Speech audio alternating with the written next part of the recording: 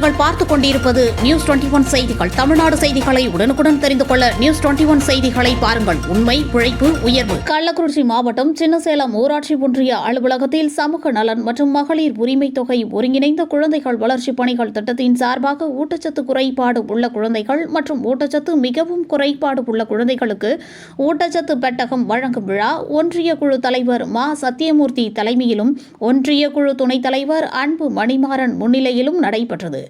CDPO ரா அகிலா வரவேற்புரையாற்றினார்.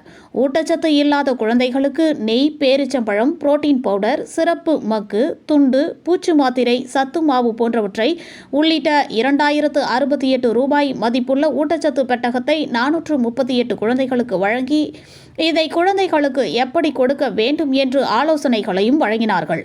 உடன் அங்கன்வாடி பொறுப்பாளர்கள், அங்கன்வாடி ஊழியர்கள் கலந்து கொண்டார்கள். நியூஸ் 21 செய்திகளுக்காக விஜய் ஸ்டீபன்.